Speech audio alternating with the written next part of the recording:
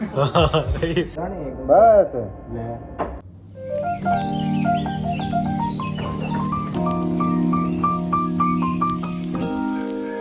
Hello दोस्तों, कैसे आप सब लोग। उम्मीद करता हूँ अच्छे ही होंगे। और आज हमारे पास बन रही है पनीर मोमोज की स्टफिंग। और ये स्टफिंग अभी फ्रिज में जाएगी और जैसे ही हमारे मोमोज ख़त्म हो जाते हैं उसके बाद हम इसे बनाएंगे। और साथ में बन रही थी हमारी टिक्कियाँ। हम फटाफट से आलू को मैश करके टिक्की बनाने लगते हैं और ये काम मोस्टली सुबह होता है। वैसे तो ये सारे काम रात के होते हैं, बट रात को किसी का भी मन नहीं करता ये सारी चीज़ें करने का।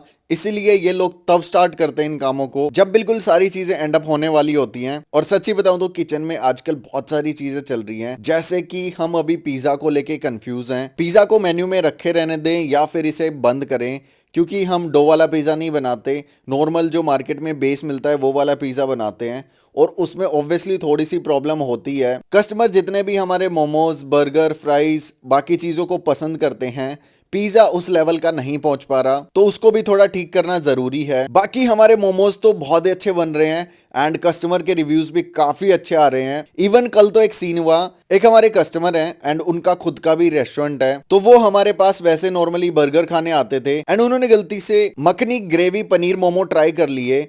और उसके बाद तो उनका मेरे पास कॉल आया, उन्होंने कहा कि प्रवीण यार सच्ची में तुम्हारे ये वाले मोमोज ना मतलब बटर चिकन के कंपैरिजन के हैं। वेज में अगर किसी को बटर चिकन का टेस्ट चाहिए तो ये वाले मोमोज बेस्ट हैं। तो ऐसे ऐसे कॉम्प्लीमेंट हमें अपने मोमोज के ऊपर देखने को मिलते हैं। एंड कमाल की बात है यार, नया साल शुरू हो रहा है और ये 2024 का जो साल था ना वो बहुत ही मेरे लिए खास था। 9 लाख लोग अपने YouTube चैनल से जुड़े एंड बाकी जगह की भी बात करूं जैसे फेसबुक, इंस्टाग्राम, तो करीबन 1 मिलियन अपनी फैमिली बनी।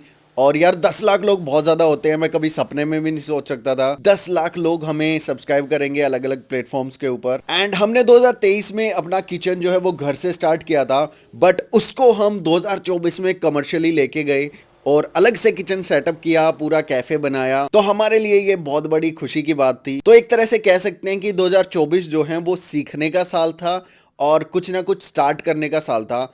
अब बारी है 2025 की एंड 2025 बहुत ही ज्यादा खास होगा, धमाकेदार होगा, स्पेशली ईट एंड बाइट के लिए, क्योंकि 2025 में ईट एंड बाइट को हम नेक्स्ट लेवल लेके जाएंगे। एंड बहुत सारी चीजें ऐसी हैं जो अभी पेंडिंग हैं और ईट एंड बाइट में आपको देखने को मिलेंगी। और क्या था, हाँ 2024 में हमने मोमोज लॉन्च किए एंड हमारे बेस्ट मोमोज हैं अभी तक के। तो बहुत सारी चीजें काफी कमाल की थी। बहुत सारे सब्सक्राइबर मिले इस साल जो स्पेशली मिलने के लिए आए अलग अलग प्लेसेस से। एंड एक बात और है कि अभी तक हम सिर्फ यूट्यूब, फेसबुक, इंस्टाग्राम पे ऑर्गेनिक कंटेंट बना रहे थे, लाइक कोई भी पेड प्रमोशन नहीं कर रहे थे अपने किचन का।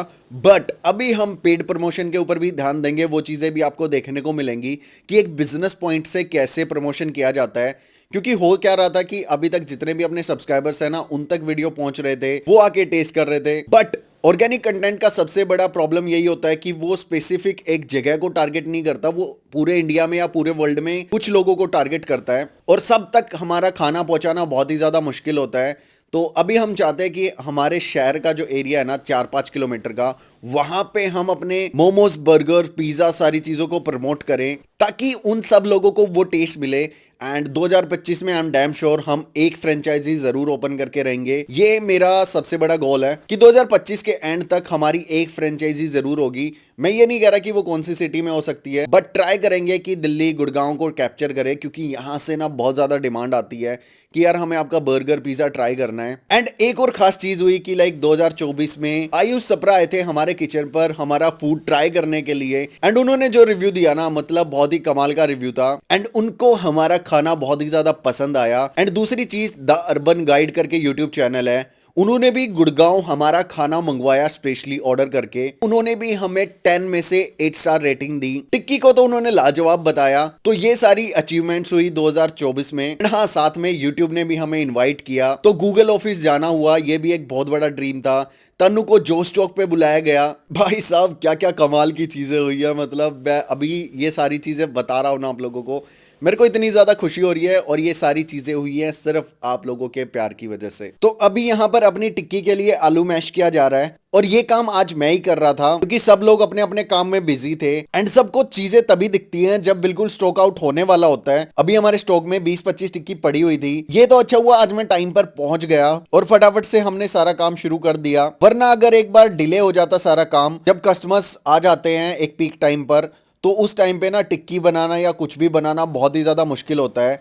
तो ये काम मोस्टली हम सुबह सुबह हैंडल कर लेते हैं। एंड आज पानीपत से भी हमारे पास 2 मैम आए जो हमारे सब्सक्राइबर थे एंड वो जानने आए थे कि वो क्लाउड किचन स्टार्ट करना चाहते हैं तो सारी चीज़ें कैसे करनी है, क्योंकि वो काफ़ी टाइम से हमारे व्लॉग्स देख रहे हैं। तो मैंने उनको सारी डिटेल्स बताई एंड एक अच्छी चीज़ थी कि उनके पास एक्सपीरियंस था पहले से ही टिफिन सर्विस का, तो उनको ज़्यादा कुछ प्रॉब्लम होगी नहीं। टेस्ट उनका पहले से ही फाइनल है, बट वो चाहते थे कि वो दूसरी चीज़ों में एक्सपेंड करे, बर्गर पिज़्ज़ा या बाकी चीज़ों में। टिफिन सर्विस में वो इंडियन फूड बनाते हैं। तो वैसे तो मैंने उनको यही एडवाइस दी कि अगर आप खुद का क्लाउड किचन स्टार्ट करना चाहते हैं तो उस चीज़ से स्टार्ट करें जो चीज़ आपको बेस्ट बनानी आती है, क्योंकि यार यहाँ पे ना कंपटीशन बहुत ज्यादा है। अगर आप कोई नई चीज ट्राई करेंगे तो उसमें आपका टाइम जाएगा, आपको टेस्ट फाइनल करना पड़ेगा और ये चीजें इतनी ज्यादा इजी नहीं होती, आप लोगों को भी पता है, क्योंकि जो चीज आप बेस्ट बना रहे हो उसमें आपकी कई साल की मेहनत लगी है। तो ये चीज मैं आप लोगों को भी कहना चाहूंगा, अगर आप खुद का क्लाउड किचन स्टार्ट करने की सोच रहे हैं तो फटाफट से सिर्फ वो चीज पकड़ो जो आपको बेस्ट बनानी आती है। और हाँ यार, क्लाउड किचन में सर्वाइवल का एक तरीका है जो है कि मार्केटिंग पे आपको कम पैसा खर्च करना पड़े। उसके लिए सिर्फ आपको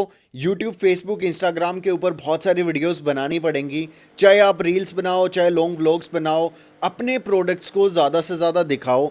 मैं तो यही बोलूँगा, रास्ता थोड़ा सा मुश्किल है बट हो जाएगा, कोई बड़ी बात नहीं है, क्योंकि यार आने वाले 2-3 साल में ये चीज़ 100% होगी। जितने भी बिजनेस ओनर्स हैं वो खुद कंटेंट क्रिएटर बनेंगे तभी उनका काम अच्छा चल पाएगा, वरना कंपनीज लाखों रुपए खर्च कर देती हैं मार्केटिंग में और तब भी उनकी सेल्स ज़्यादा उठ नहीं पाती, बहुत ज़्यादा कैश बर्न करना पड़ता है। बट अगर आप खुद एक कंटेंट क्रिएटर हैं तो आप इजीली सारी चीज़ें कर सकते हैं। मार्केटिंग कॉस्ट जितनी कम हो सके उतनी कम कर सकते हैं।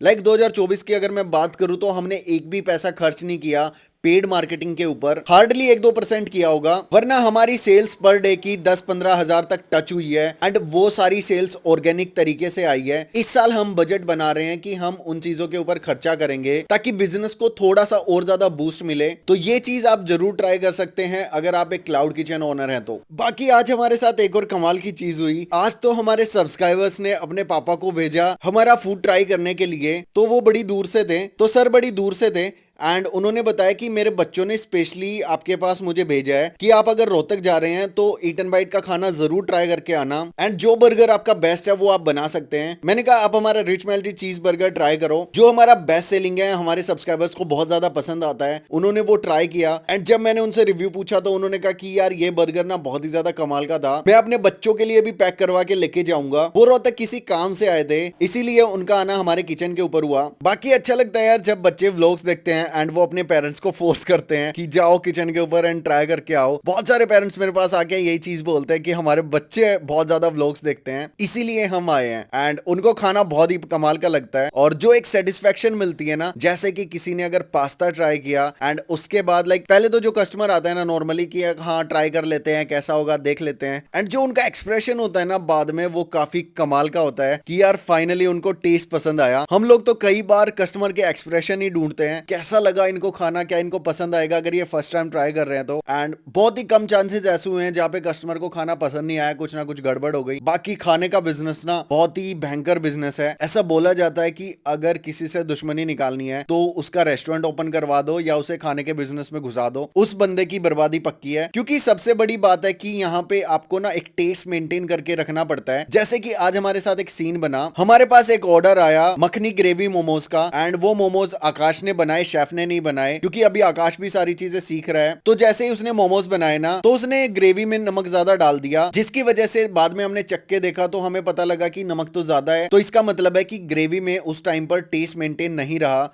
और यही प्रॉब्लम सबसे ज्यादा आती है किचन में।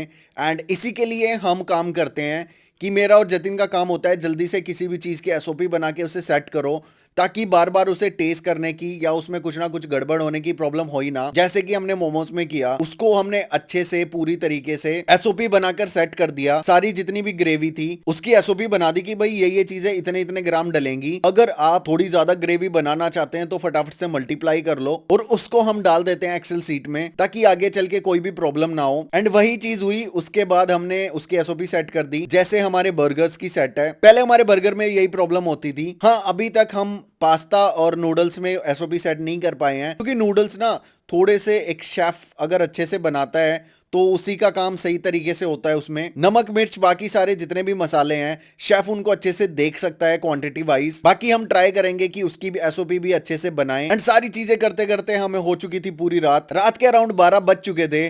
और आजकल तो यही सीन हो रहा है यार, रात को इतने ज्यादा बर्तन हो जाते हैं क्योंकि सबकी शिफ्ट खत्म हो जाती है रात को 9 बजे। उसके बाद मेहर जतिनी किचन के ऊपर बचते हैं एंड हमें रात के 12 साढ़े 12 बज जाते हैं सारी चीजों को सेट करने में। एंड अभी स्टाफ की बात करूं तो थोड़ी सी और हायरिंग करनी पड़ेगी, क्योंकि हम चाहते हैं कि हमारा किचन 2 बजे तक ओपन रहे, क्योंकि यार रात को ही तो जोमेटो स्विगी ज्यादा आता है एंड जब तक उनके ऑर्डर ज्यादा नहीं आएंगे ना सेल बूस्ट नहीं होगी। बाकी ये था साल का आखिरी व्लॉग, तो मिलते हैं नए साल के ऊपर। एंड आज का दिन काफी अच्छा गया, रात को हम लेट हो गए थे सारी चीजें करते करते। बाकी आप लोगों से मिलते हैं कल सुबह। अच्छे से हमने किचन को बढ़ाया, सारी चीजें सेट की। होप आप लोगों को आज का व्लॉग पसंद आया होगा। व्लॉग पसंद आया तो लाइक एंड शेयर जरूर करना। मिलते हैं कल के व्लॉग में, बाय बाय।